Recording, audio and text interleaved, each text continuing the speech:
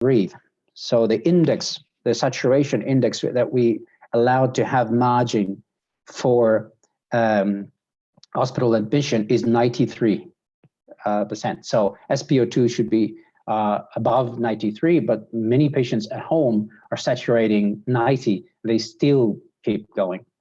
This is a situation at 16th of March in northern Italy, and I wanted to show you this map because back in a few days ago, I'm talking about 4 days ago, we had 1,800 deceased, and now we are more than 3,400. So we are more than China.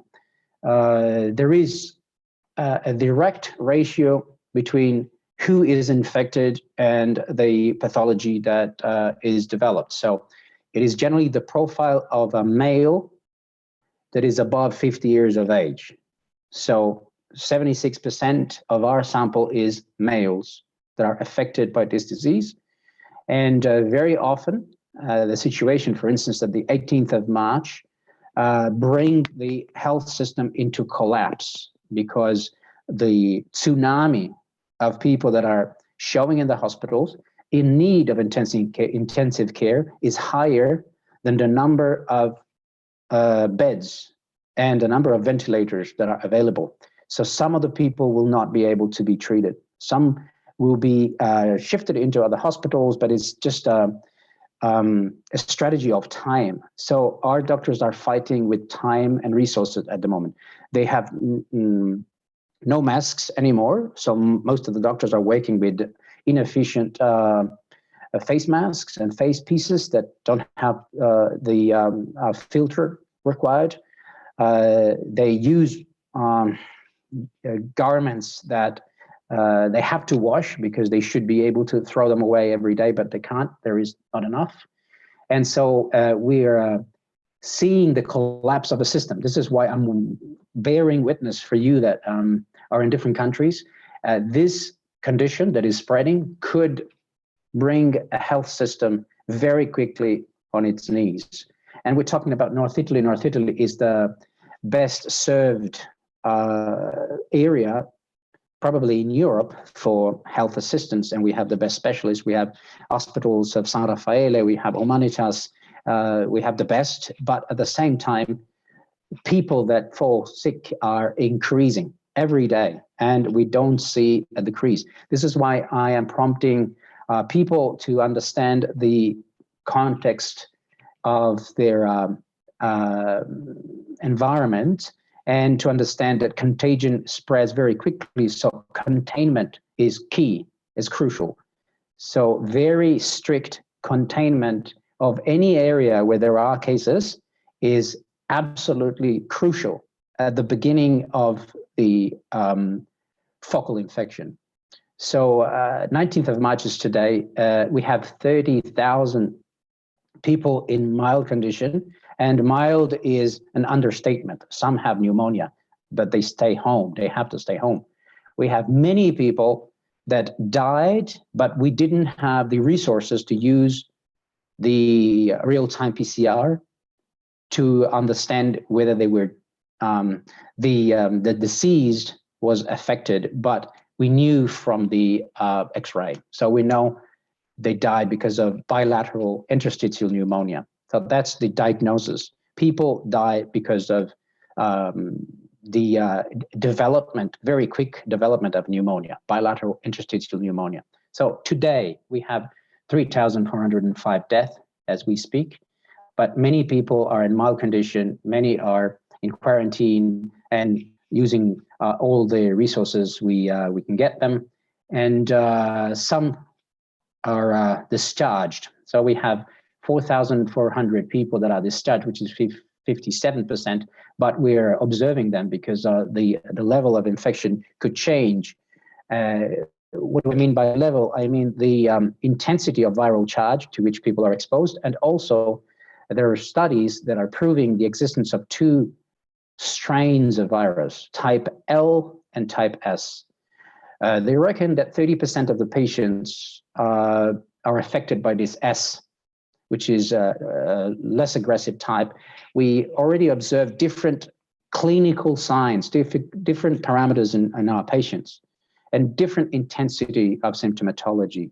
And this could explain what the specialists call the viral swarms, the viral presence of different strains of viruses. H1N1 was found as well, but coronavirus is the key.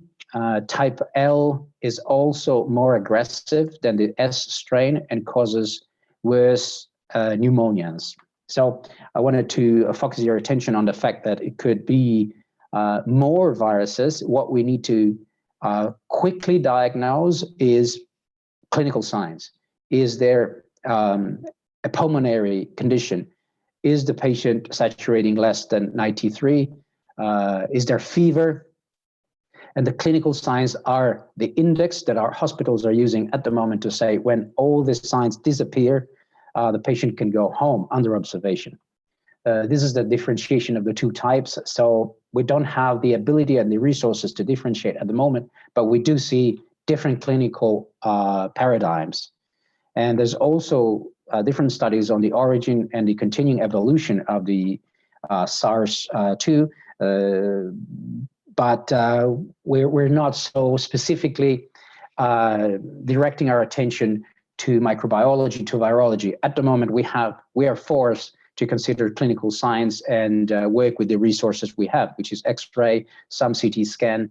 And starting from November, we already started to observe. We are running a network of doctors in Italy called AnthropusNet. And some of these doctors started with the sporadic communication of anomalies. So between December and January, we had several colleagues report various types of flu with atypical pneumonias and specific signs. One that I would like to share with you is anosmia, prolonged anosmia, which is loss of sense of smell for days, weeks sometimes. Some patients lost the sense of smell for 3 weeks.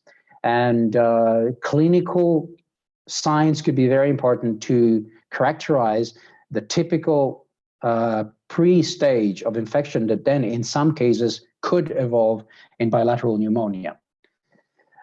We were asked by some of the people that we collaborate with, some are also senators, to find correlations. Why is Lombardy, which is a region of northern Italy, and why specifically 2 or 3 towns are so affected in comparison to everything else?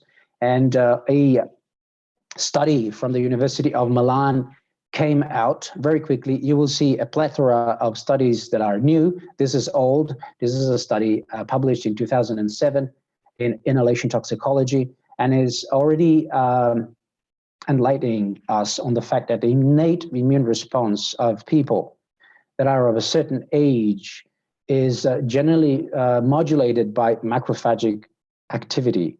So the macrophagic capacity to phagocytize or inactivate viruses is a key and could be disrupted chronically by living in areas that are polluted. So to monitor polluted areas in relation to the focal presence of the virus could be one epidemiological key that we need to apply. So is there pollution in the area?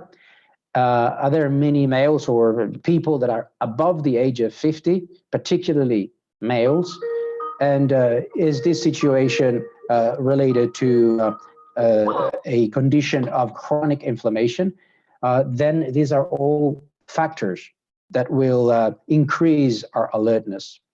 We know that factors like chronic oxidative stress and pollution could be a factor. Smoking can be a factor, but surprisingly, bronchial condition, chronic bronchial condition, COPD, for instance, expresses a risk that is 10 times lower in comparison to hypertension. So the profile, speaking about personalized medicine, of the patient that is at risk is a patient with higher expression of interleukin-6, higher oxidative stress, in the presence of PM 2.5 from pollution, male, and with particular preconditions, which then falls sick. Not every person that is positive to this RT-PCR will evolve into a pathology of bilateral pneumonia. But we do see a difference between the reactivity of lungs and respiratory